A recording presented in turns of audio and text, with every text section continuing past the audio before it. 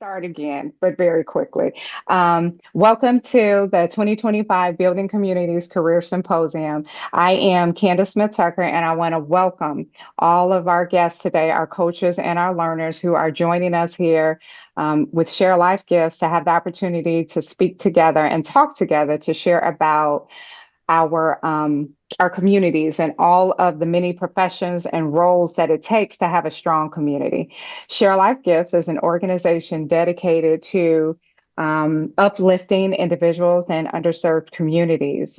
Our focus is to make sure that we are sharing the gifts that we have because we believe all of us have them, and to give those to others for the purpose of uplifting, whether it's sharing content, information, making sure that we are able to move forward. Traditionally, the Black community has been in the underrepresented group where it's taken us many, many years to try and make it into areas and spaces that our counterparts in the majority have had the opportunity to be exposed to. So one of the things that we're focusing on in Share Life Gifts is ways to share information about how people can just be stronger, have generational wealth, continue the momentum that the community has always had to have, but to do it in a way that we're sharing information so that we're not 10 steps behind, but instead trying to be 10 steps forward or to equal footing with others. So with that, I would like to say that our coaches have volunteered their time to come and talk with us about their interesting careers, letting us have an opportunity to hear what they do and what their journeys are. And we're so excited to have them come and do that with us this evening. This is our inaugural career symposium. And through the symposium, we are hoping that we can offer scholarships and community service to those individuals that may be interested as a part of participating in our learner community and our virtual symposium this evening. We have our session tonight, which is March 3rd, and we will have another session on March 29th for others to attend if they're interested. And I invite our coaches to attend that one on the 29th if they can, to hear what our other coaches are saying about their careers. So with that, I am going to stop talking, but I do want to give our board members an opportunity to introduce themselves as well, to welcome you all to our event tonight, and then we will jump into the career presentations. So board, one at a time, please introduce yourself. Good evening, everyone. My name is Jennifer Cephas, and I am the Vice President for Share Life Gifts, Inc., and I would like to welcome everyone to this symposium. Thank you.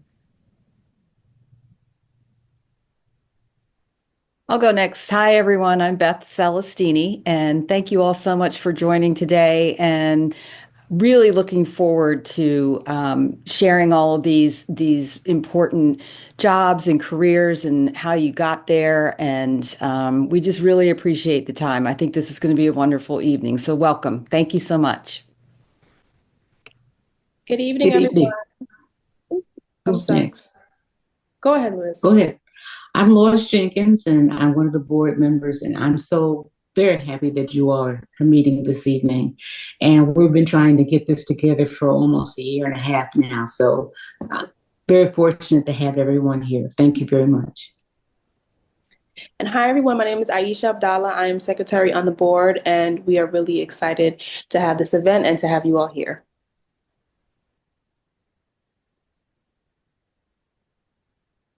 All right. I think that's everyone. I think we have one board member that's missing, but I'm sure if she can, she will join us, and I will give her an opportunity to introduce herself when she arrives.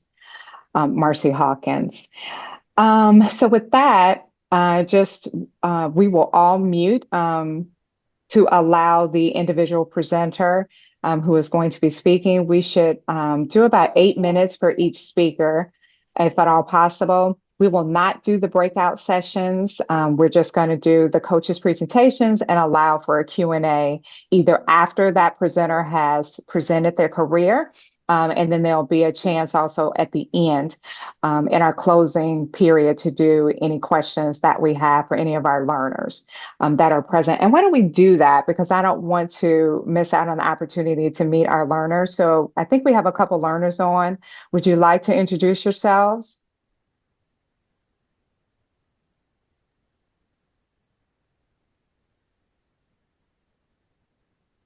And if not, that's okay too.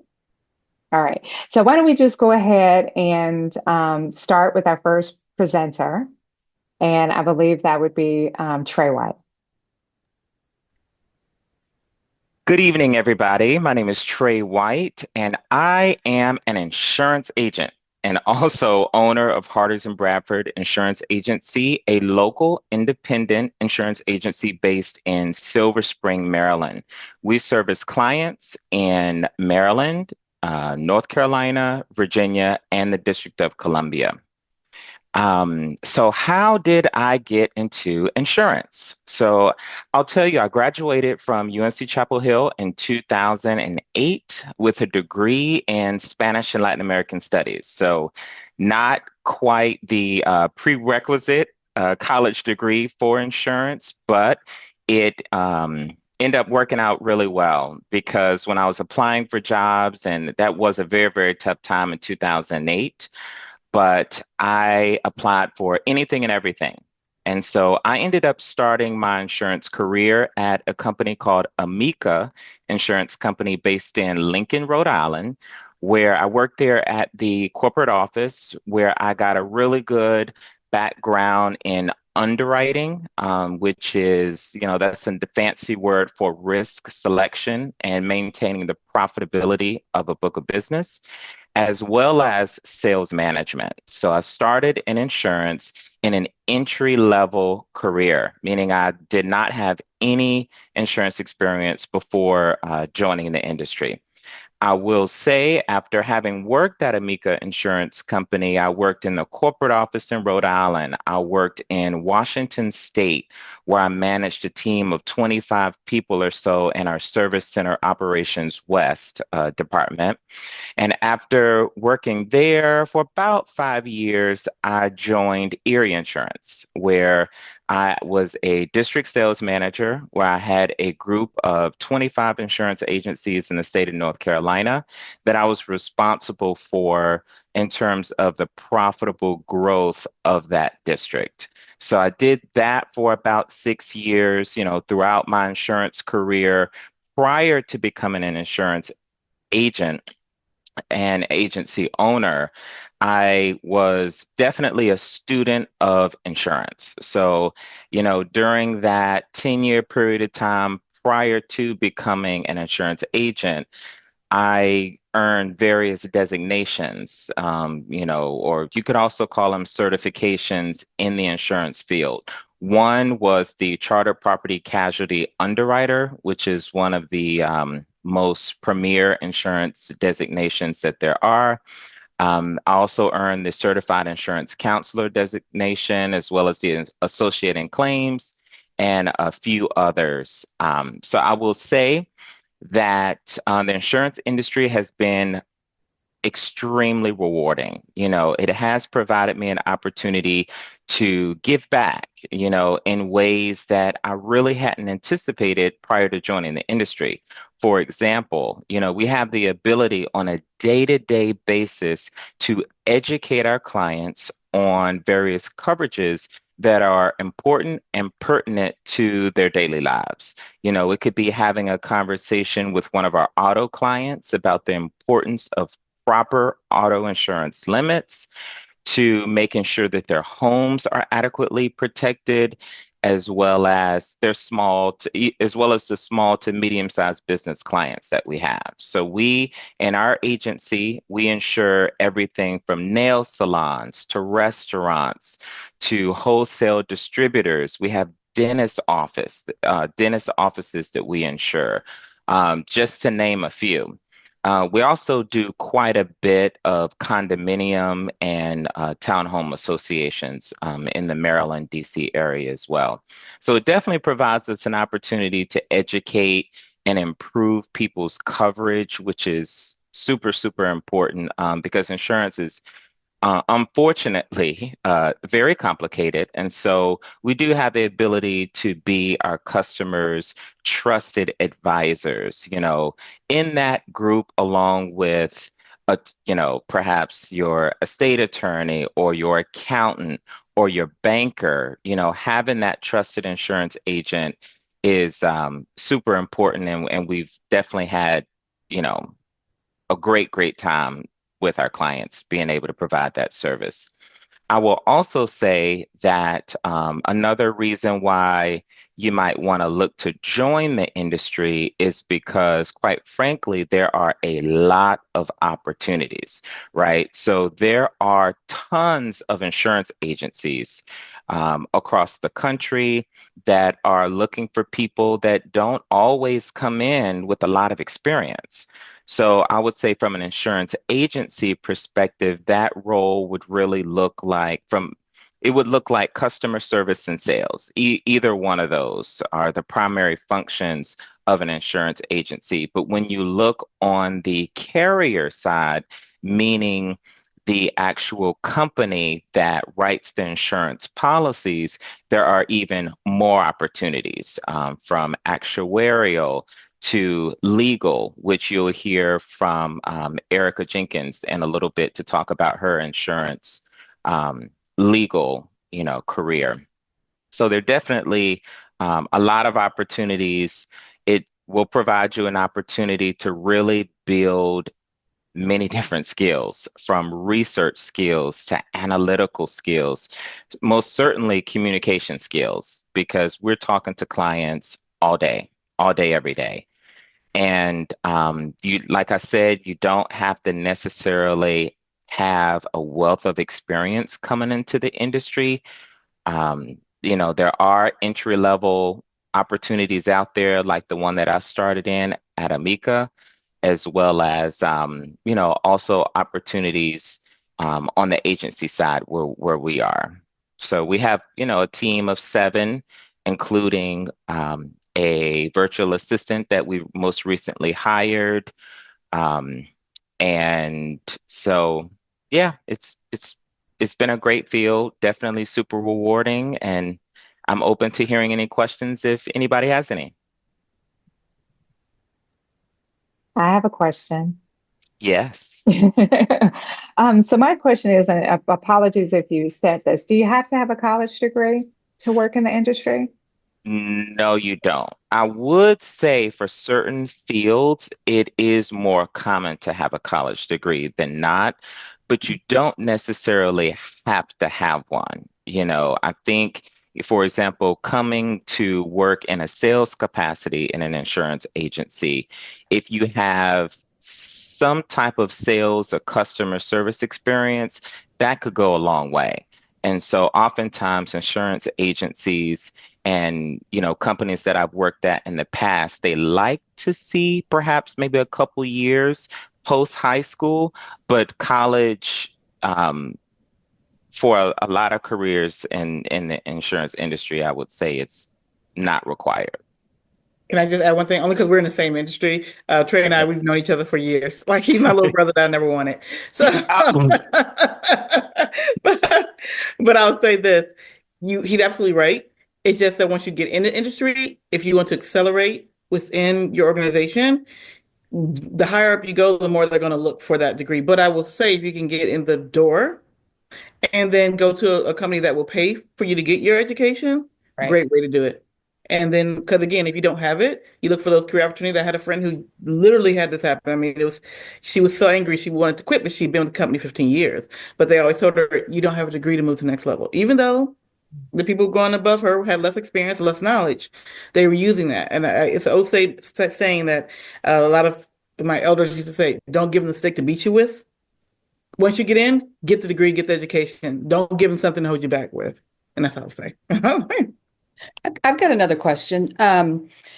Trey, it sounds like the perfect spot for someone who has an interest in maybe a lot of things and is not really sure which way to go and can get in on that entry level, get in there, learn the industry and say, "Oh, well, I'm a perfect fit." I mean, you've been there for a while and this isn't your major. And I'm also wondering if you were able to use any of your language skills in the insurance industry at all, or was that something that was more of an interest for you while you were in college and that's where you went with it?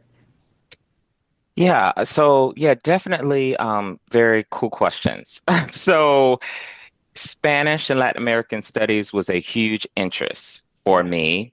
I also had changed my majors several times, and I had a little bit of an identity crisis. So to really think from pre-med to I even contemplated dental hygiene. Yeah. I even thought about biology, and then I had to sit with myself and think about what I enjoyed, what Yes. was fun, what was fulfilling.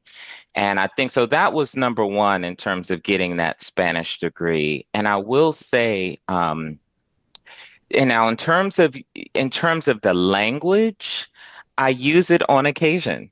With some of Okay. my clients, we do have quite a bit of Spanish speaking clients or clients that prefer to speak in Spanish. Most speak both, Sure. English and Spanish. But for those that prefer to speak in Spanish, I can converse. Now, on the more technical terms, I do prefer to get a translator just to make sure that we get it right because accuracy is super important in the field. And Erica did want me to mention this as well. So I am an entrepreneur, right? By saying that, I actually started my business in the pandemic when it was a wee bit difficult to get out and meet people. So I did start now. Since then, I have, acquired a couple books of business, and so that did allow us to grow and grow pretty quickly. But I will say, Beth, that all of that experience along the way, I've been in the insurance industry now for 16 years. So I picked up a lot of nuggets, Yeah. from managing people to underwriting to many skills that really kind of prepared me for somewhat of a soft landing into this career. So I wouldn't say maybe insurance agent is step one. For some people it is, Hmm. but I found it valuable to be in the industry and to really understand the products that we're delivering. Yeah, thanks, Trey. That's amazing. And I just want to make sure that everybody out there is listening that, Trey had a degree in this and it is, helping him, but it was what he was interested in, right? And I think people should be doing things that they're interested in. And then you may come across something else that you could make your career or your job for that point. You don't have to be stuck in either not having a degree or having a specific degree. So thank you, Trey. All right. Thank you so much, Trey. Our second presenter, Raymond Austin, you want to share what you do and how you arrived at your station as captain? Sure. Hello, everyone. My name is Vermont Austin. A lot of people call me Captain Ray. That's my nickname, Captain Ray. Okay, how did I get started? Okay, well, one day when I was in high school, my mom used to do she used to run a catering business. So she asked me for my help one day, and I say, sure, okay. She's like, I'll pay you. I'm like, okay, that's fine. But she's like, it's on a boat. I ain't think nothing of it. I'm like, all right, it's cool. I get to so the day come and we get to the boat, which was like a 40-foot yacht, right there at Navy Pier, right outside Navy Pier. Back then it was called the El Presidente. And this yacht was made of all wood teak. I was amazed by it. So it had 4 bedrooms, on a boat it's called staterooms, 4 bathrooms, bathrooms called the head on the boat, actually. It had a full bar, a full salon, and a full captain's area, which is the pilot house. So on this 40-foot yacht, it had all these amenities, and I was amazed about it, or amazed with it. So when I was working on the boat along with my mom, I was the porter, which is the person who was just help prepare the food and wash all the dishes. It had real dishes too, actually, real silverware, glasses, everything you can imagine. So on this particular day, it was a tapas event. So I had to wash a million silverware, a million forks and spoons, unlimited glasses, because it was a wine and dine type thing. So we was out one day, and one of the captains was watching me work. He was like, "Hey Ray, you're a good worker. Would you like to come back as a crew next year?" I'm like, "Okay, sure. Why not? Something different. I'm still in high school." So the next year, following year, I come back as a crew. So we was doing the training. It was like for me and 3 other guys. So the captain was kind of like a military guy also. And once he talked to you, you got to know how to take it. So I tell you, out of 4 guys, it was just me and his nephew lasted, because the other guys couldn't take it. And I was kind of used to it because I was working with my mom. So that wasn't nothing to me. So after a while, I did that. I worked on that boat for a while, learning all the ins and outs of a yacht.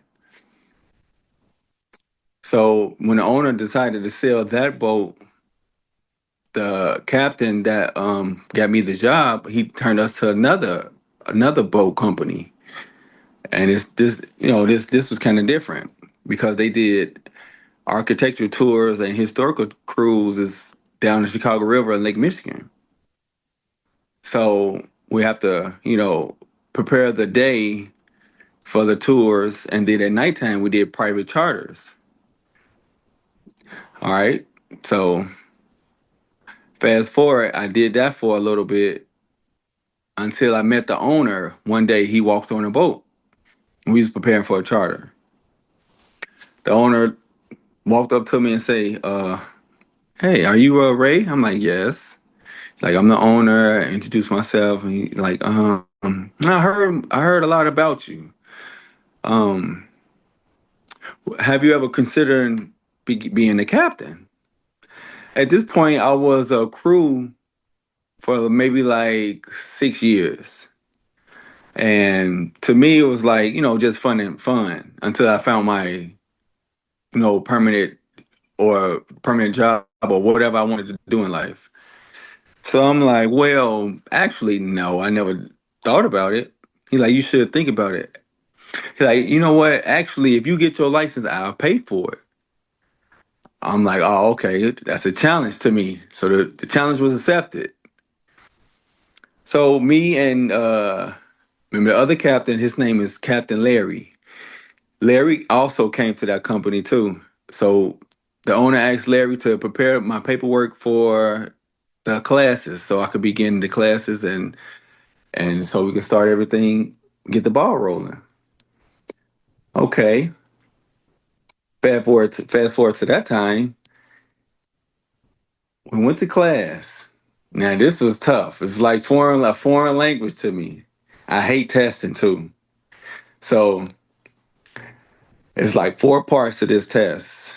I think it's if I can remember, rules of the road, deck general, navigation general, and charting. So I had to learn all this stuff within like maybe 2 weeks.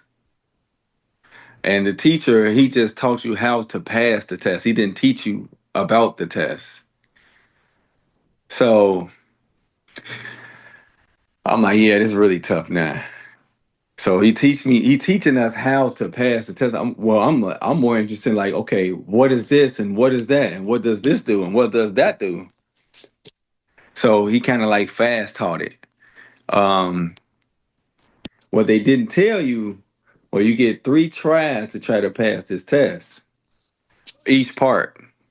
So with all that stuff he tried to teach us and crammed in our head, a lot of us didn't really pass on the first try. So I will pass 3 parts, no, 2 parts, fail the other 2 parts, maybe like by 1 or 2 questions. Great. So I got to take this over. So second try, I passed that part, fail one other part, maybe like another 1 or 2 questions. Great. Got to take that over. So, okay, at the end, I had one, no, I had, yeah, one part, one of the parts to take over. But this wasn't in Chicago. So I had to, me and Larry, and he had to go renew his charting and one of his tests too. So me and Larry, we drove all the way out to Toledo, Ohio, where the Coast Guard station is at. That's where they stationary at. So we had to drive all the way out there to Toledo, Ohio. Okay. So this is my last chance of taking this test. If I don't pass, then I got to retake everything all over again and then wait. So that night of the testing, no, the night before the testing, me and Larry, we studied that night. And, I really didn't sleep that night and I was kind of nervous. But that morning, I went in with confidence and I began to taking the test. So, if you take a test, you remember a lot of answers or a lot of questions. So, okay, I remember a lot of questions. But some was tough because no, they changed up all the questions. It's not the same question. They always change it up. So at the end of the day, I finally passed the test. Well, I guess so, because you're a captain, but Right. But it was tough. I okay. finally passed the test. And so when I told the news to my mom, she was excited. I told the news to Larry, he was excited. And the ride back was just phenomenal, just knowing that you did what you did and you succeeded. You study hard and you succeeded. Okay. Fast forward a little bit more. When during the wait period for my license to come, I have to train, and that meaning being the captain and the crew. So a little bit about both of them. Crew, they like the captain's eyes when they're not watching, when they can't see. So their responsibility is to make sure all the passengers is safe, make sure the engines and the boat is running well, and just make sure everybody having a good time on the boat, actually, you know. So, but keep in mind, you still the captain's eyes. You can't have too much fun on the boat now. So, um, so I had to really do all that, and then I had to drive at the same time. So the other captains, he would just sit back and do all the paperwork and be my eyes too, while I'm in training driving too. So he's just taking notes about everything that I do and how to do it. And at the end of the day, I ask him questions about what could I have done better, and did you see any flaws, and what did I do wrong, and this and that. He's like, no, you just take your time, do everything right. So what I did was I actually drove with a few other captains and I sit and watch how they drive. So I took each skill from each captain and critiqued it into my own.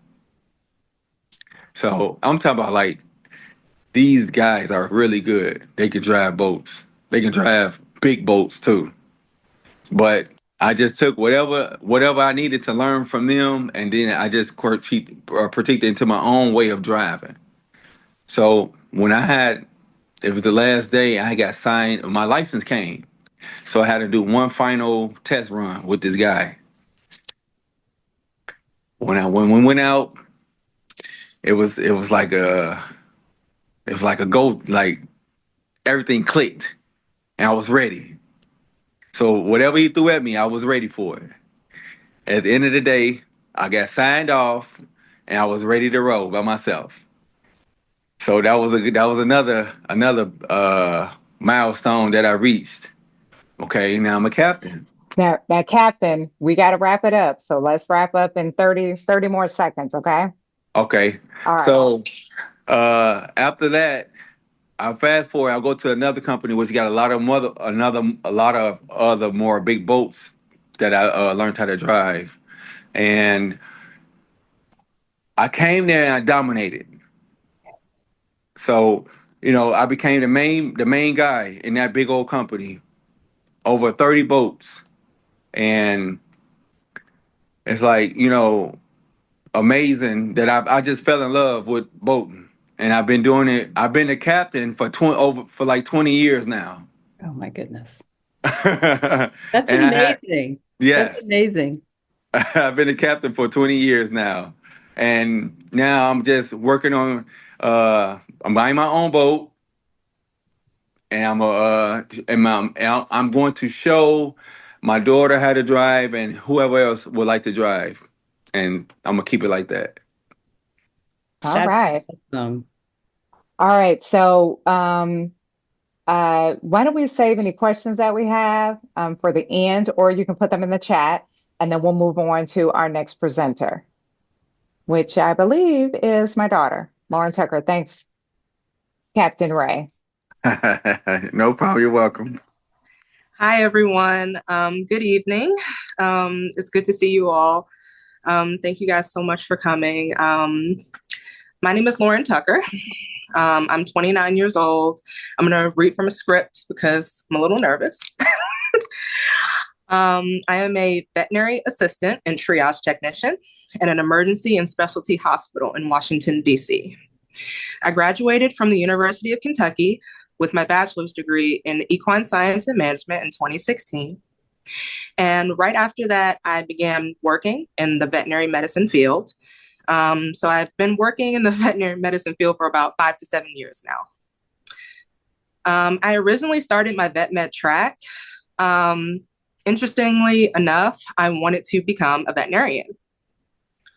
But I soon realized after advancing in my studies in college that I was more interested in patient care and spending more quality time with animals. So I don't know if anyone out there has a cat or a dog or a bird or anything like that, but if you do, if it does get sick or get hurt, you would bring it to me, and I would basically triage it into the hospital based on whether it's stable or critical.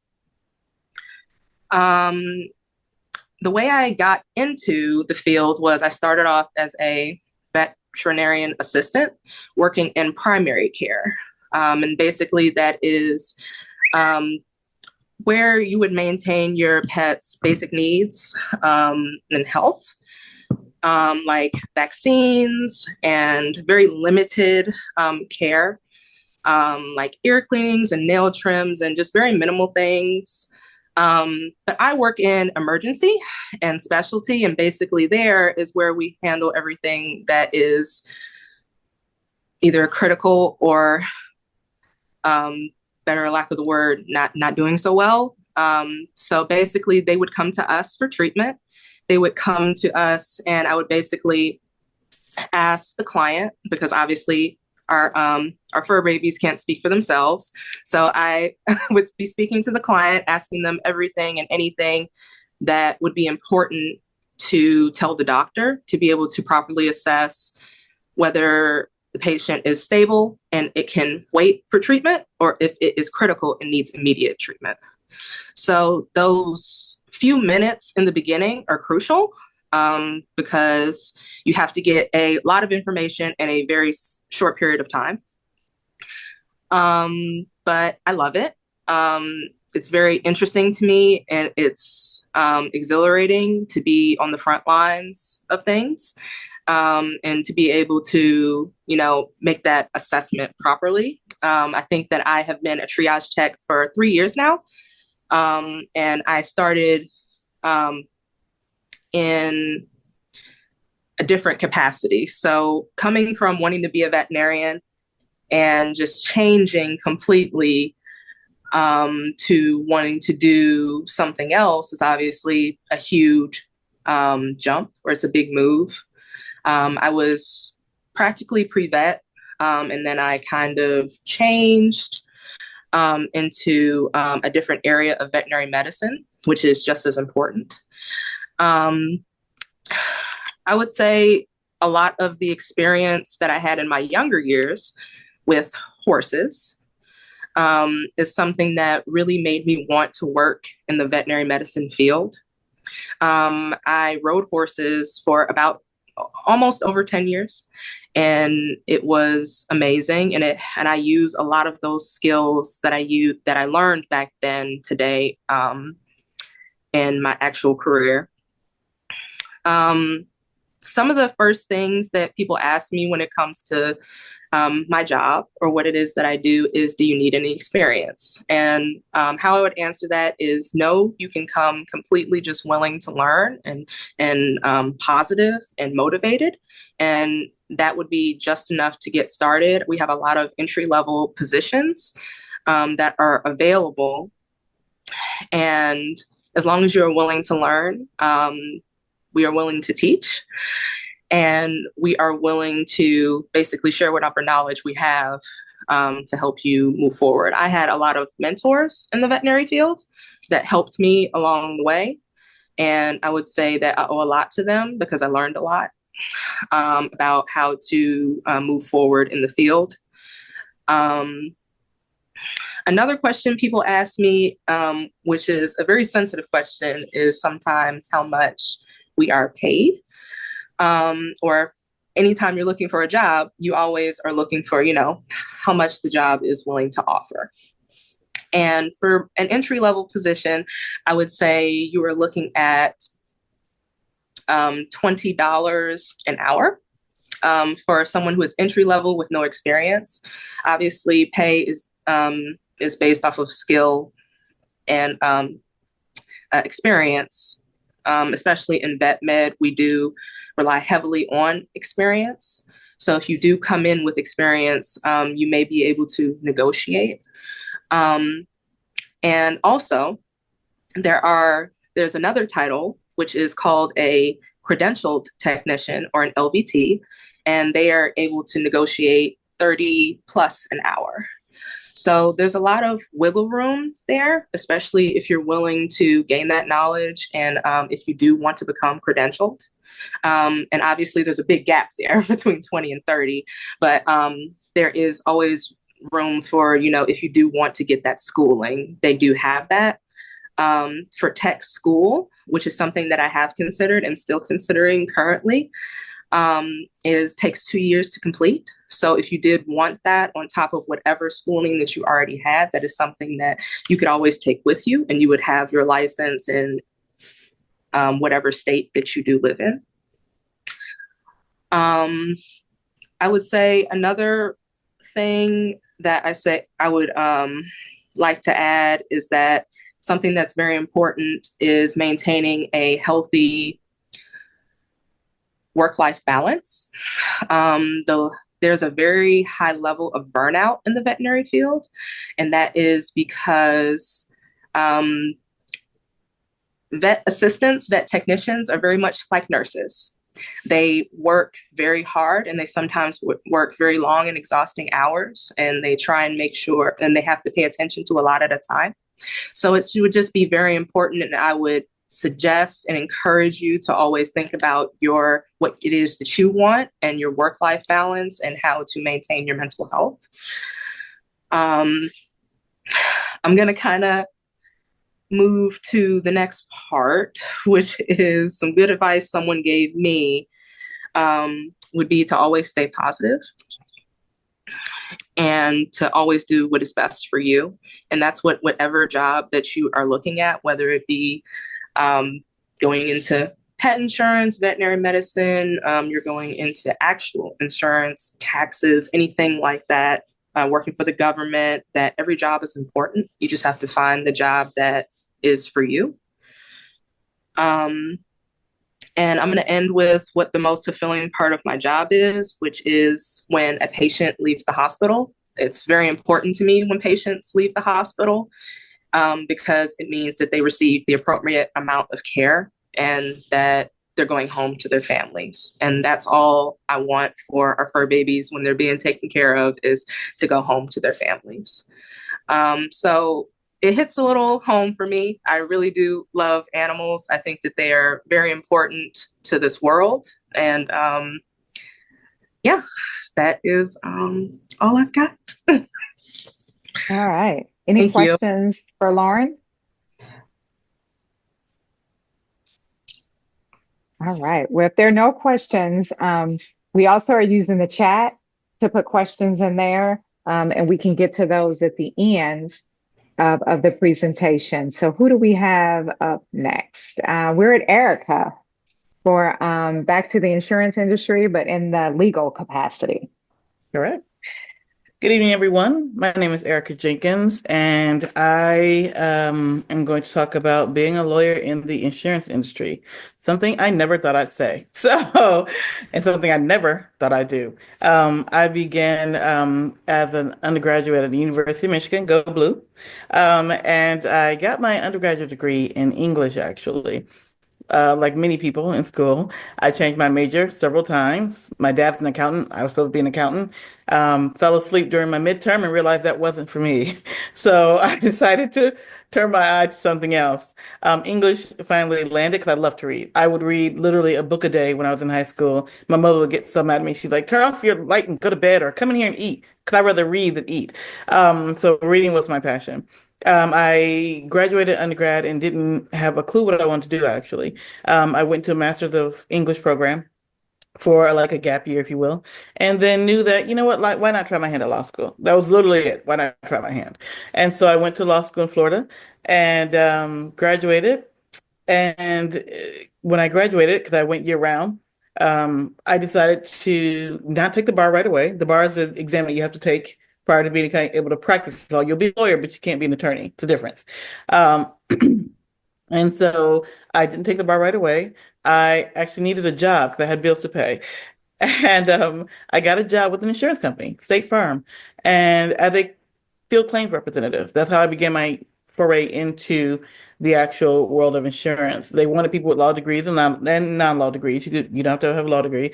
And they wanted people who understood contracts, because when you're a claims rep, a lot of handling claims, understanding the coverage in your contract, right? You're bound by your coverage or you don't have coverage at all. So I did that for about a year and a half and took the bar, got my results, and my manager had sent my name off to trial division, which is where we litigate the cases. So when I interviewed at trial division, which is the department that you get into a car accident, somebody sues you, says, "Oh, my neck and my back." You get litigation paperwork in the mail that comes over to trial division. We call you, say, "Hey, we're your attorney. We're going to represent you in this case. Your policy will cover your damages." So you're our client, the insurance company is our customer.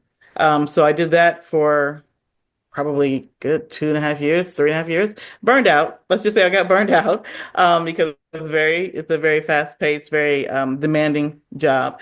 Litigation, as you can imagine, you're standing in front of a judge, or you're standing in front of a jury, and you're arguing your cases and you're arguing facts. And it's very, very depleting. You'll get up at 3 o'clock in the morning checking your facts. Getting up at 3 o'clock in the morning looking at the records you have to use to help support your case. And so after a while, you do it long enough, you can get burnt out. It's just a fact of life on a lot of jobs. Lauren talked about work-life balance. With litigators, it's not a lot of that. You have to make the time for that.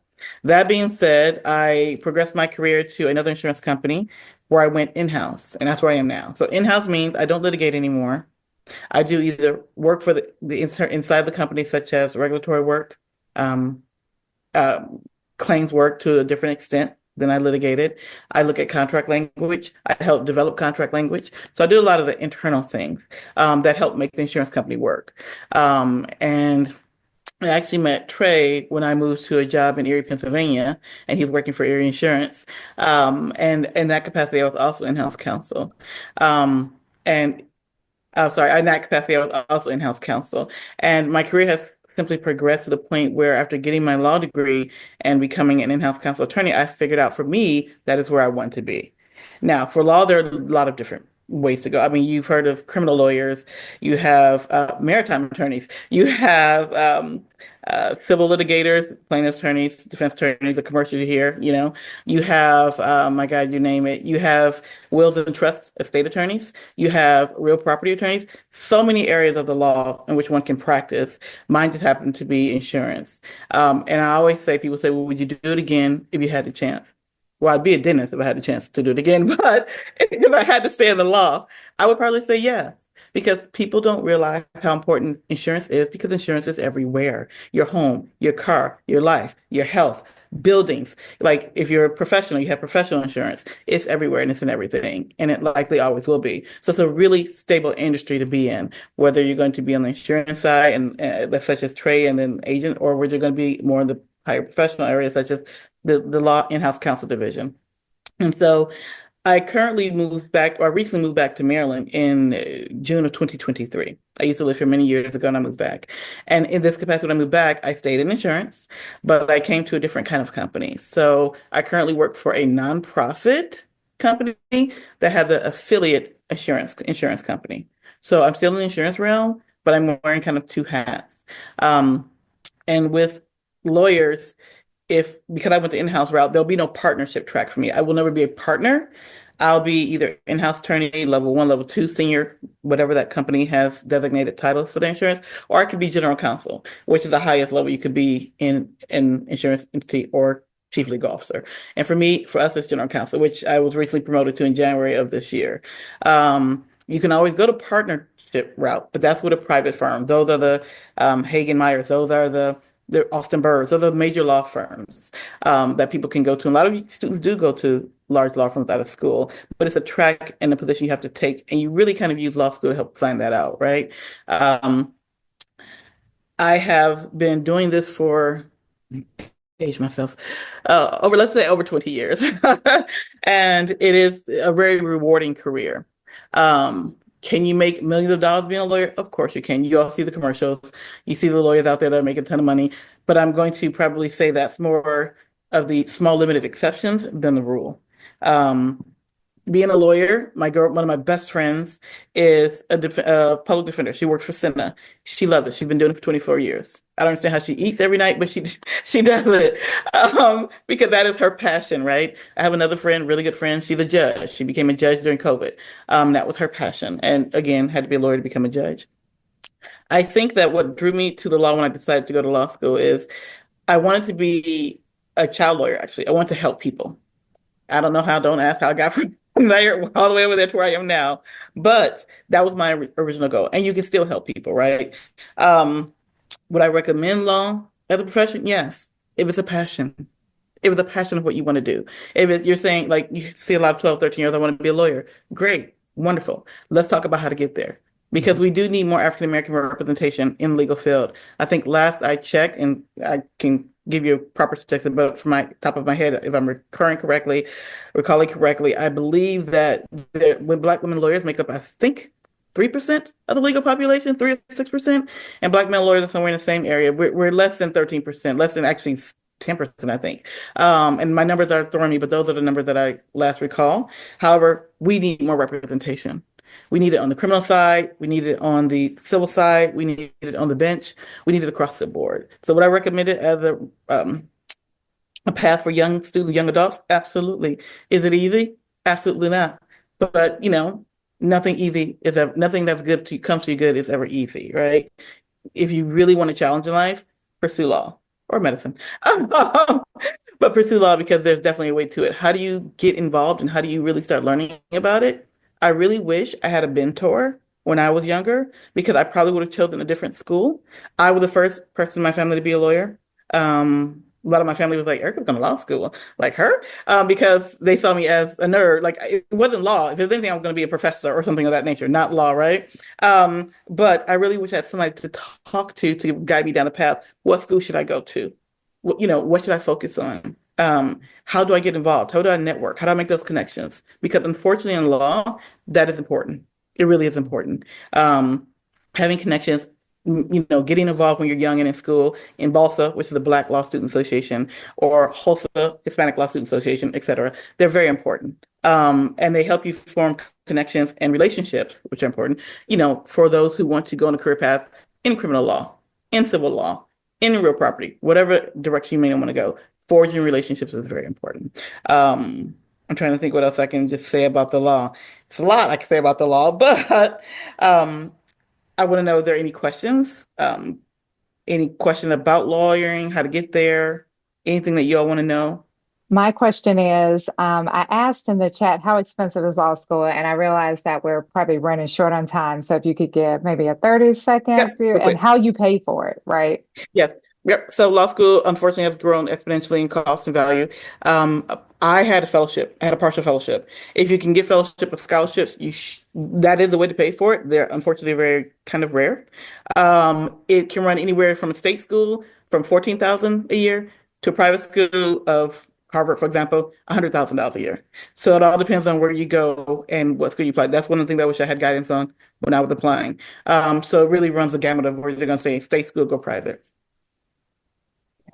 All right, Erica, thank you. And for any other questions for Erica, please put them in the chat and we'll get to them towards the end of the program.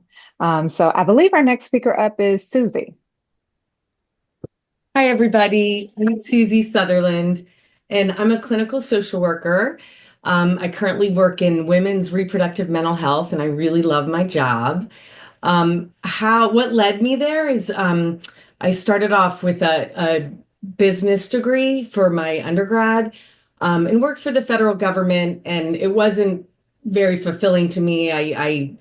I've traveled around the country, which I really love, but it opened my eyes to just so many injustices going on in the country. And so that led me wanting to do something more in service and social justice. And I eventually went back to school and got a master's in social work. I can't say enough good things about this degree because there's so much you can do with it.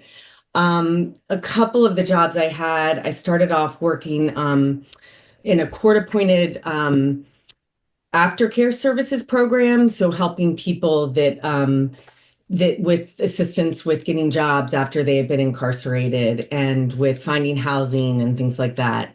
And then I went on to work in treatment foster care and then adoptions, international and domestic adoptions, and helping families adjust to family life after their child came home. And then after that, I decided I wanted to do like a health coaching program and combine that with social work. And then that led me to doing mental health work. And so I worked for a private company doing that, and then worked in an outpatient hospital company, not company, but an outpatient hospital at Hopkins in Baltimore. And that was really challenging, but I learned tons there. And then now I'm currently working for a completely online program, and I love the accessibility in that, where I love working from home, and then the people that get services, they can do that from the comfort of their own home, or they can, on their lunch break, they can go to a private office or out to their car to meet. Trying to think of what would be helpful. I mean, there's so many ways that you can use a social work degree, whether you want to do community organizing or grassroots work, or you can work on the clinical side with children's and families in hospice, in the hospital setting, school-based settings. There's just so much variety. You can get a social work job with a bachelor's degree, and you need to take like a licensing exam for that. And then there's a lot of jobs on the master's level too, and you need to get licensed for that. There's tons of opportunities to work in a nonprofit field after you graduate, and they help with paying back your loans. So I always encourage people not to have money deter you from doing this, because there's a lot of ways, there's a lot of scholarships, and then a lot of ways to pay back the loans in the jobs that you have after school. And there's a lot of great programs in the Maryland and DC area. Susie, I have a question. Sure. It sounds like your initial want was to give back.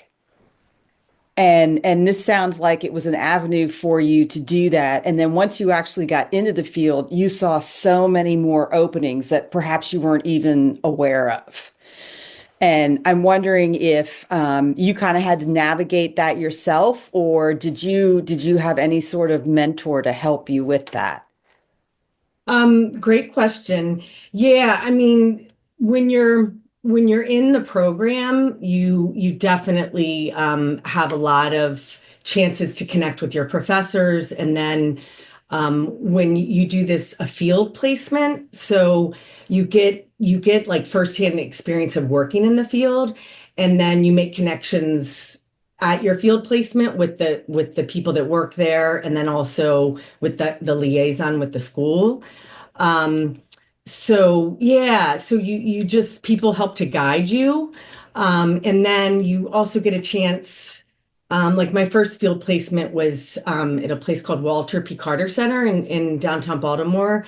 Um, it- and you get a chance to see what work life is there, or like my next one was in with kids with lead poisoning, and it was more of like community organizing um, and work in that area. And then the connections you make with the people in those field placements really help you with guiding you with that. So Yeah. Yeah. yeah. Well, I mean, truth be told, I mean, I've known you for a very long time and I've watched you go through this journey, and it's just been so great to see you so fulfilled in every step that you've taken with that. And I think the information you're sharing tonight is really going to help some folks out there. Thank you. Thank you. Thanks for having us and gathering everybody together tonight. Yeah, definitely. Yeah, my screen is going crazy here. Any questions for Susie? And if so, just a reminder, feel free that you can put those into the chat. If something comes up after the speaker has spoken, feel free to throw it in the chat and the coach will certainly answer. All right, who's up next? Kate, I think. Hi, everybody. My name is Kate Glahn. I work currently as a creative director for a marketing team. Erica, I work at the University of Michigan. So go blue. Yeah, so I got an English degree from University of Delaware. After that, I kind of bounced around and just sort of did waitressing jobs and kind of I wasn't really sure what I wanted to be when I grew up. And then I went back to U of M for grad school for creative writing. I got a scholarship there, so I went ahead and got a degree in creative writing, and then found out that a degree in creative writing really doesn't help you professionally very much at all. So then I started looking for work as a writer, and eventually I got this job. And I started as a copywriter. So I wrote emails and brochures and marketing pieces for all the different services at the University of Michigan that don't have to do with academics. So like the hospital services, housing, dining, rec sports, all those kinds of services. So I started writing and doing marketing for them. I did social media, and I kept at that job for 5 or 6 years. And this is something I never figured out until I figured it out, which nobody ever told me, that if you want to move up in your job or professionally, a lot of times it's better to stay where you work and try to move up where you work versus like leaving your job and then applying for jobs that are the next step above what you did, but you can't prove you ever did them. So I stuck around at U of M and waited until my boss retired, basically, and then I applied for her job. So now I have a team of 4 people. I've got 3 designers and 1 copywriter. um, who basically has the job I used to have. And so I work with the team. We do emails, we do a lot of web work, writing for the web, designing for the web. Um, any kind of marketing to students really that helps get, important messages to students.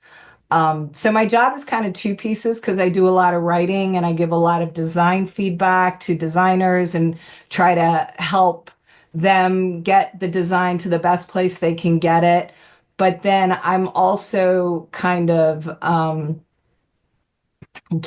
helping, like working really closely with my team to make sure that they're comfortable, make sure that they're growing, make sure that they're, having a healthy work-life balance, bringing any concerns that they might have about something that happened at work to my boss. So there's a lot of kind of, in the way that I do my job is very much of kind of a caretaking job. So I'm trying to help people develop their skills, grow, learn. I'm always encouraging the folks who work for me now to apply to new jobs because I want them to continue moving on. So that's kind of the other part of my job. There's the practical part where I'm just making stuff, and then there's the part where I'm really trying to help my team develop. Um, I'm trying to see what else I want to say. That's a really good point, Kate. And again, just for transparency, I've known you for a really long time too. And I know you love what you do, and I know you were working towards this for a long time. And I can tell that you're really satisfied with where you are, but you've also had a lot of experiences in this area. And I want to draw something just real quickly back to what Ray said, which I think goes to you too, Kate, is you both looked at folks that were doing this job and took nuggets of information and used it to either make things better for people you're working for or learning something, right? Ray took those things from those other captains and applied to making himself a better captain. And you obviously, Kate, care about the people you work for. And I think that's a huge thing to remember, especially when you're going out into the any kind of job, is that you're treated fairly and and are given support and opportunities. And I think that's an important thing for people to remember when they're looking at jobs. It's just not what you're doing, but who you're doing it with and for. Yeah, yeah. The other thing is when I got promoted, I was totally not confident at all. And I struggled for years trying to grow into the role. And sometimes, you get a role and you have to just tell yourself, they hired me, they put me here, they must think I can do it. And then you just kind of try and fake it till you make it. Yeah. In terms of finances, working in higher ed, so working for a university, typically you don't make as much money as you could make out in the world. There's creative directors who are working on Super Bowl ads, and those folks are making a tremendous amount of money. But when you work at higher ed, you don't make as much money, but you're also not working 80 hours a week, and you don't have a tremendous amount of pressure. So my job is very relaxed. I try to create an environment of relaxation for the folks who work for me, and I don't want anyone ever working more than 40 hours because I am satisfied with my work and I do get a lot out of it, but it's also not the only thing I want to be doing with my life. I have a family and I have interests and I have other things I want to do when I'm not at work. Yeah. And I'm also just not a person who likes high stress. Some people really thrive in that environment. I do not. I want a good work-life balance, and I don't want to be, I don't want to be worrying all the time. So that's kind of my job in a nutshell. I don't know if anyone has any questions. Yeah, that's fantastic.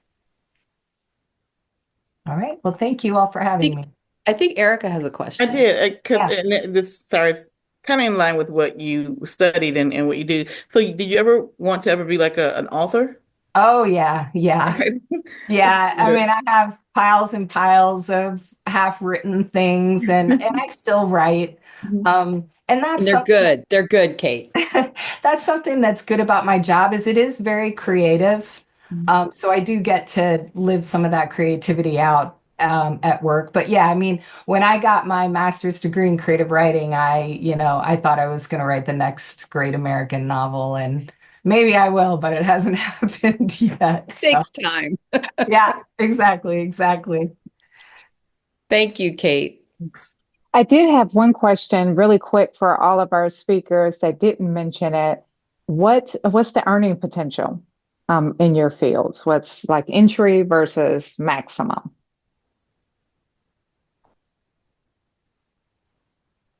I can answer. As a creative writer, I mean, as a copywriter, I came in, I think I started making around $50,000 a year. And then, I've been at the University of Michigan for 12 years. So, and then I took a higher level position. So, I'm close to doubling what I originally began to make. But like I said, if you're a creative director out like for a private agency, you could be making 200, $300,000 a year easy. Um, but that's not my bag. That's a great case. It all depends on the industry. So I'm in-house. I'll tell you, when I first got out of school, when I moved over to litigation division, I wasn't even making 50. So that's one of the issues that, a lot of lawyers who go to schools, they don't go to Harvard or, Yale or Brown. They're not going to make the top dollar. Only top 10% get in those top 10 law firms that, make the big money. But as your career progresses, your salary should grow. So for in-house counsel, it literally, and I'll put it in the chat. It literally can range from 80,000 as a intro attorney, a new attorney, a baby attorney, which I have one coming on in a few months, to over 300, 400,000 depending on your industry. So my old company Erie, we had a general counsel. You can go online because it's public and find his salary, but it was obscene because he gets stock options, right? So again, it depends on the kind of company we work for. Google, same thing. You probably have a general counsel that makes over 500,000. People under him will make anywhere between 150 to 300 something. It all depends on the industry and the position within the law division.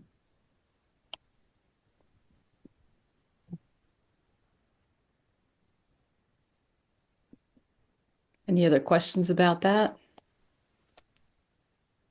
All right. Well, who's number I'm 7? sorry. I was going to say Allison. I think we're Okay. headed towards Allison.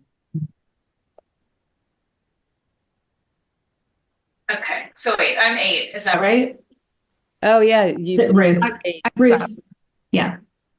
Oh, wait. Did I skip someone? Was it Ruth? Yes. Ruth. Sorry. We're up to Ruth. Thank you. No worries. I'm Ruth Richardson, and a little unique, and I'm going to be talking about 2 positions that I held at the same time. I am a former state representative for the state of Minnesota, and actually was the first Black person to hold the seat that I held within my district. And also the president and CEO of Planned Parenthood North Central States. We're a 5-state affiliate. Minnesota, North Dakota, South Dakota, Iowa, and Nebraska. We have 24 health centers, and also am the first Black woman to hold this role in its 100-year history. So in sort of 2 spaces where there had not been representation of individuals that looked like me previously. And sort of my pathway here, I think also was unique in many ways. People will oftentimes ask, what's the best pathway to go into elected office? And I always tell people, like, no degree or is going to prepare you to serve in office. I think what prepares you best to be in office is your life experience and the perspective that you can bring to the work that you are doing. I think growing up, as one of 8 kids, that was probably the best training ground for me in terms of becoming a politician later in life, because with 7 other siblings, we only disagreed on days that ended in Y. And so there was a lot of understanding like how to navigate conflict within those spaces that I think was a great preparation for me. In terms of my college background, I in undergrad studied both sociology and history, and from there went on to law school. And and someone said this, I think maybe it was Erica who had said this, talking about being the first person in their family to go to law school. That was the same for me. I was not only the first person in my family to go to law school, I was the first person in my family to go to college. So there were a lot of sort of spaces where I didn't necessarily have like the mentorship or the guidance, because when I would see like my peers were going on like college trips like with their family, like that didn't happen, right? And so that the importance of early mentorship is something that I think can't be overstated, and the importance of really building relationships. And it's one of the reasons that I'm in this space today, because every opportunity that I have to give back, I want to be able to do that, because I recognize how important it is for people to really be able to see diverse representations and also to be able to hear about people's journeys. The other point that I will lift up too, in addition to the importance of mentorship and building relationships, the importance of walking within your purpose. And when you are walking within your purpose, you may not necessarily know where you're going, but there is this piece that comes in terms of making decisions that align with who you are and what you value as a person. And for me, being in the legislature, that was nothing that was on my bingo card. I didn't have some drawn out plan that was going to get me there. I think of myself more as an accidental politician within that regard. But I think it's so important. And the walk with purpose that I had that brought me to the legislature, I think is the same walk that brought me to Planned Parenthood, North Central States as well.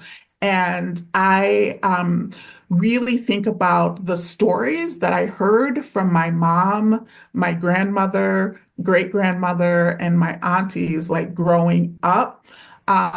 For them, coming of age in segregated Mississippi, hearing their birthing stories, and what it was like to birth with my great grandmother, who was a traditional Black midwife, versus what it was like to birth in the segregated hospitals. And those stories are things that stay with me, and had a lot to do with the decisions that I decided to make after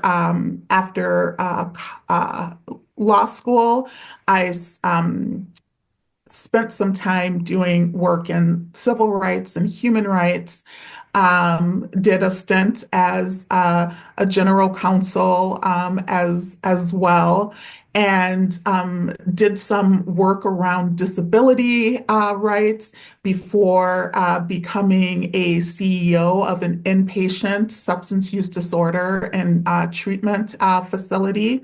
We were unique in that we were a family treatment program where moms could come with their kids. And so so much of the work that I've done over the years has really been about thinking about ways of being able to give back, but also thinking about ways to be able to build the interconnections and intersections of systems to address the outcomes that we see that are not what we want. Because as we think about our system design, being in the legislature gives you a real opportunity to take a step back and think about building for the outcomes that we want to see versus what we are currently seeing happen. So the other thing I would just add from a CEO perspective, every day is an adventure.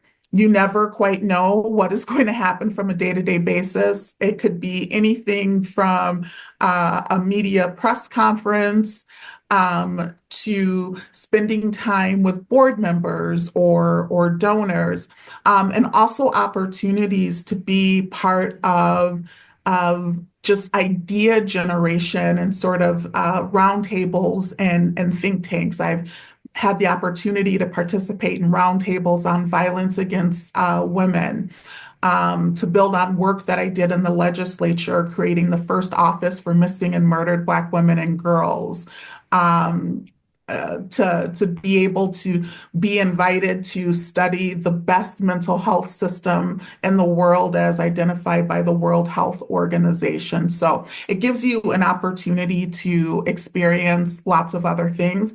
You don't work on a set schedule. And I heard a lot about like work-life balance. Not a lot of work-life balance necessarily as a CEO, but again, I think that's the importance of walking within your purpose and really being highly invested and where we spend a lot of our time in our day-to-day lives. So, in terms of salary potential for an affiliate of our size, where we cover 5 states and we have 24 health centers, typically those salaries are going to be in probably the $400,000 to $600,000 range. And then, and someone talked about stock options. It's also really important to recognize that there's salary, and then there's also like deferred compensation and things like that that can come about as being part of what they call a C-suite within an organization. So I'll pause there.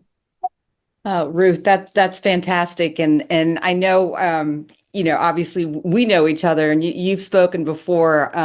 I could listen to you all day long. I mean, you just have so much to say and so much to offer, and you've done so much. And I know everybody on here can appreciate that. And it's just really appreciative of your time, everyone's time. So thank you. Thank you. Anybody have any questions for Ruth?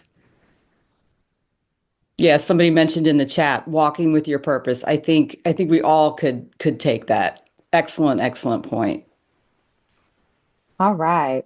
Now, moving on to our next speaker, Allison, right?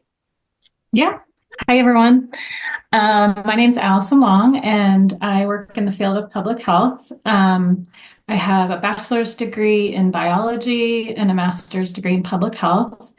I've been working in the field for a long time.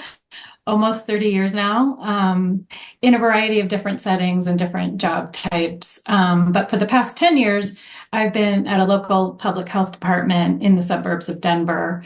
And my job is called Manager of Health Promotions Programs. And so I'll talk a little bit about that because I would feel like that's really been, of all my jobs, it's really been the most rewarding work that I've been doing. And I'll also just say that one of the great things, I feel like it was similar, Susie, when you were talking about public social work.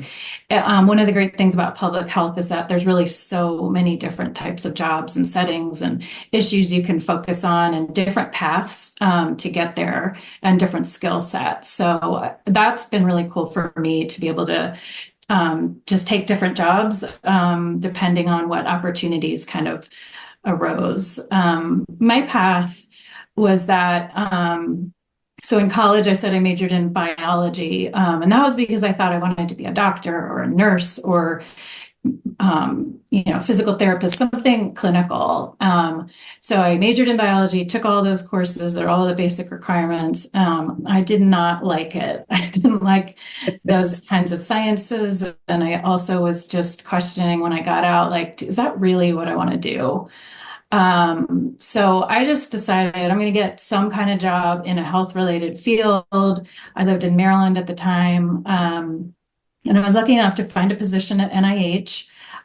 It was an entry level job in the Division of AIDS. And, it wasn't like the most exciting work, but I learned a lot about what are some other careers and what is public health. Like I had never even heard that term in college. It wasn't an option to be a major. The career center in my college didn't talk about it at all. So that was one of the best things I learned about at NIH is all of the different kinds of things you can do in public health. And it was enough to get me more curious. And that's when I stayed there a couple of years. And then that kind of encouraged me to go get a master's. And I would say getting a master's in public health is like, there's 5 basic core areas, and they are epidemiology, biostatistics, health policy and management, environmental health, and behavioral health. Those are kind of the main areas, and there's a lot of subspecialties and all that, but it helps you you take a little bit in each of those areas. So that was helped me kind of see, all the different things you can do with that kind of degree. And just to say, for me, the differences between healthcare and public health are that, healthcare is more about treating people who are sick, and it's done more in a one-on-one kind of situation. Where public health, the thing that appealed to me was that it's all about prevention and helping people from getting sick or injured in the first place. And they also, focus on entire populations and groups of people. So that to me was really interesting. And again, there's like so many different, I don't even know how to answer the question of salary, because depending on what setting you're in, are you in a national government, state government, local government, nonprofit? You can work in the university setting. You can also work in a private sector, like a foundation, and do public health work there too. So depending on the setting and depending on your degrees and your experience, the salaries are kind of all over the place, but probably less than you would make in the private sector and in the healthcare setting. So it's not probably a field for somebody who wants to go in to make a lot of money. I'll say that. What I do at my current job is I'm responsible for selecting programs and then implementing them that promote healthy behavior and that prevent disease and injuries in my county. So we focus on a county level. And we do that by looking at health data for our community, and then also by talking to the community members. So we look at our data, but that's just one piece of information. We also talk to parents and students and teachers and coaches and all kinds of community members to understand what's important to them. And then we decide on interventions together, and we coordinate outreach, and then we monitor to make sure those programs are working. So an example of one of those programs that we're working on right now is fentanyl awareness and Narcan trainings. So our goal is to really increase knowledge about the harms of fentanyl, how it's out there, where it is, how you can become exposed to it, both for young people, for adults, for parents, caregivers.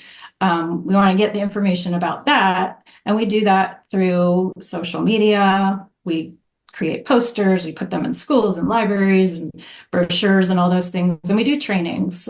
We teach people about how to respond if they are around somebody who's having an overdose, and we teach them how to use Narcan, and we distribute it to anyone free in our community. Like we work with our library, we work with the rec center, and we just get information out there. And the goal is to normalize conversations and empower people so that we can ultimately prevent deaths. We have other programs like that. One that I'm really passionate about right now is about vaping. You know, it's an epidemic among young people. And so we, through one of our clinics, our public health clinics, we give out free patches and gum to young people. It's kind of crazy that they can figure out how to get vapes, but if they wanted to go to the store and buy a patch or the gum, they can't do it because you have to be 18. So we have nurses that can prescribe it and give it to them, no questions asked. They don't need their parent permission or anything. And we've also set up a peer support program. And I love this program. We've been able to hire high school kids, a high school student and a college student, who their only experience is that they've themselves quit vaping. And so we've hired them for their lived experience, and they get to help other people quit. So it's a really cool program, and we're hoping that we get a lot of interest. We're just launching it. So I'm hopeful that it will make a difference. Everything we do in public health, we try to base it in evidence and data. But there's also new programs that come along that, you know, are promising enough that it's worth it to invest, you know, amount of resources to try it out and see if it'll make a difference. So depending what you want to do in public health, you can, like I said, we hired a high school student. You can or you can work with a high school diploma. But obviously you can do more if you get a college degree. Now there's majors in public health, minors in public health. You can get a master's degree, you can get a doctorate degree. A lot of people combine a public health degree with like a law degree. So in case you really want to go down the public health policy route, a lot of people do that. Or you can combine it with a clinical degree. And you can also get a certificate. That's a cool thing to be able to do, where you would just take a few college courses and you get a certificate in public health. And that way you can kind of decide if that's maybe something you're interested in. It's less of a investment. You can also go to a community college and get an associate's degree. There's so many options to kind of learn what public health offers and see if there's one of those tracks that's interesting to you. I also recommend volunteering. Our health department uses volunteers for so many things. You can imagine during COVID, we had volunteers doing pretty much everything. And so that's another way or finding an internship. That's another way to kind of learn about what might be interesting to you before you keep going down that path. So I think that's most of what I wanted to say. I also just feel like I want to say that a big part of public health is focusing on equity. And, you know, health equity is that ability for everyone to reach their full health potential, regardless of the social status that you might be in, socially determined status. And so that involves us helping to remove barriers, to provide resources for communities that are most impacted by a health issue. So I feel like public health, the American Public Health Association has declared racism as a public health problem. And so that means that we typically give priority to populations who have less power, privilege, and income. And it's something that provides meaning to a lot of our work. I feel like if you ask most public health professionals why they went into the field, the most common response is that they want to make a difference. And so I feel like I've been really lucky to be in this field and be able to just try out a lot of different jobs. And yeah, that's all I have to say. That's amazing. Yeah. Sorry, Yeah. Candace, go ahead. No, I was just, we were saying the same thing. That's amazing. Yeah. I mean, and I've known you too, Allison, for a long time, and I've seen you through this journey, and it's, I know how rewarding it's been for you to be able to give back, just like you said. The one question I have for you, so basically, you know, in Colorado, you were talking about some of the issues that are in your county. So perhaps if you're in another county somewhere else, the issues are going to be different. So that gives you a bunch of variety you know, but you're still in public health. You know, it's just, there's a bunch of different issues. You're not, not stuck, but you're not Yeah, no, I agree. You can try out different issues, but also populations, like thinking about, is it your neighborhood you're concerned about? Is it your county, your community? Is it racial ethnic group, like what, or women or children, or, if you have a passion for that, it's a cool field to be able to explore data and Yeah. also qualitative data. What is our community saying that's important, and then how to figure out how to address it. So Yeah. Thank you. Yes, thank you, Allison. That was great. All right, so and I know the time is at 8:30, but we have one more presenter that you all will not want to miss as well. And it's our last presenter from the evening. So it's Robin. So Robin, the floor is yours. Thank you. I will try to respect everybody's time. I've been like furiously taking notes and everything that everybody's been saying, and then crossing off things that I don't want to spend too much time on. But I'm an acupuncturist and an herbalist, and I am also a crossing guard. Because as an acupuncturist and herbalist, I am self-employed and I needed to have health insurance. So I became a crossing guard with Montgomery County Police Department. And it's the best gig in the world. I work 180 days a year. I work a half hour in the morning, a half hour in the evening, or in the afternoon, and I get the best health insurance because we're also a union job. So I get the best health insurance in the state of Maryland that you could possibly get, and it's really quite lovely. And there are always openings. So if anybody's interested in that, let me know. But as an acupuncturist and herbalist, I've always been interested in healing. Even as a small child, I made potions out of, sticks and twigs and leaves and mud, and got into a lot of trouble trying to give it to the kids in the neighborhood. But I think I come by all of this honestly. I was originally pre-med, but didn't see any healing going on there, so I decided to get my undergraduate degree in sociology and family and community development. To back up a little bit, as a high schooler, I worked in an ER and an ICU, and I learned how to really help people in crisis. And I worked for a pediatrician, and also worked at a family planning clinic for 2 years, and that was one of my favorite jobs. And it led me to really want to pursue some sort of career in the healing arts, but there just wasn't a lot of healing going on in medical school. So when I graduated undergraduate, I decided to go to nursing school. But there really isn't a lot of healing going on there either, unfortunately. And I was going to nursing school because I either wanted to be a pediatric oncologist, nurse practitioner, or a midwife, and ended up getting really sick. And I was told it was either now or never to have babies. And I was 28. And so my fiance at the time and I got married, and we had our babies. And it was actually Chinese medicine, acupuncture, and herbs that helped me get pregnant 3 times. And I have now 3 grown children.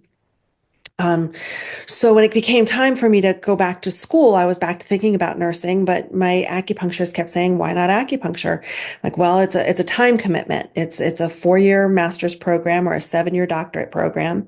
It's incredibly expensive, and their only way to pay for it is with student loans. And so I am in debt up to here, but I love what I do, and I've gotten to be able to help people from birth to death, because I have a specialty in women's holistic health. And so I do a lot of work with women around menstrual issues, fertility, post-pregnancy, postpartum, menopause. And I'm really passionate about that work that I get to do.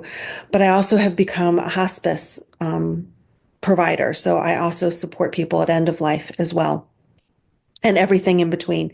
And that was something I wouldn't have been able to do as a nurse. And someone mentioned help people walk their purpose. And that is exactly what I do as an acupuncturist.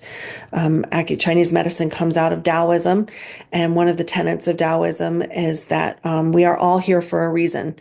And we are all one. We all bleed blood, but our blood goes through our unique heart. And we are here to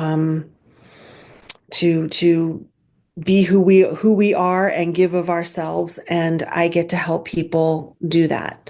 And it's understood that the root of illness is when we are not walking in our Tao, when we are not doing what we've come here to do, or we're not doing it in a way that's sustaining to us. And I think that that's a really important part of the social justice piece that I bring to my work, is to help people understand that you're not going to help anybody if you're burned out. You're not going to help anybody if you're not getting enough sleep. You're not going to help anybody if you're not eating well. You're not going to help anybody if you're not fulfilled. And I think that right now, in this time and place that we are living in, we have to stay the course. We have to keep fighting. And the way we fight is to be in our own personal Tao and to do what we can do and reach where we can reach and stretch a little, but not stretch so much that we fall off our center. And I get to help people do that all day, every day, and then go move denser forms of chi, directing traffic and helping little kids cross the street, which is just my absolute thrill, to have these little tiny kids come running up. And, I had jury duty last week, and the little kids were so upset, thought something was wrong. And, because I wasn't there for a couple of days. And it's just like, that's like, I need that, right? That fills my heart. And so, we all need that. We all need places that fill our own heart. And if it's a real privilege for me to be able to do that for other people. So that's me in a nutshell. All right. Well, that was amazing as well. As it's just so many little nuggets and threads of information coming from all of you all. And so I want to, from the board, on the behalf of the board, thank you all for those presentations and talking about your journey. I know we're past the time, but does anyone have any questions that they want to ask in this last portion of the presentation?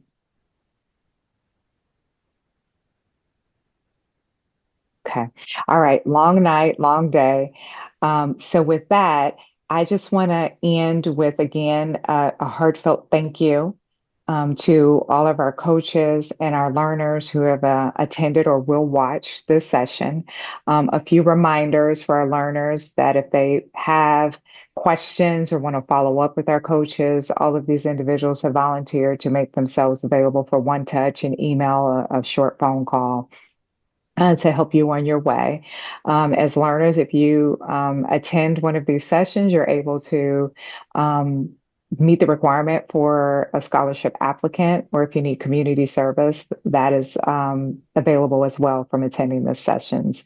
And we encourage people to do their research and to follow up with any of our coaches for any questions that they do have. And to participate with us for any future presentations that we might have as well. I want to, again, thank you for supporting us. And just, if there is anything that you all can do to continue to support us, there's a donation link there as well that is available if you want to give to us to help for scholarships or things like that for the work that we're doing. We would be appreciative of that as well. So with that, I want to thank you for helping us complete our very first virtual career symposium. And I wish you all just the greatest in your careers, as we're all at different levels. And so it's just nice to see where we all are. We have a new community now of support that we can lean on in this group. And so I'm very thankful for that. So with that, if the board has anything they would like to say, we're ready to close out. Thank you, everyone. All right. Thank you for joining us this evening. This has been Thank you so much. a pleasure. Thank you, thank you, thank you. It's been lovely hearing from all of you. Thank you for the opportunity. Well, I would love to stay in contact, and please let us know if there is anything that we can do to support you as coaches as well. It was just amazing to have you present with us. This will be posted on our website. And so I wish everyone a good evening and a good night. So thank you so much. Take care.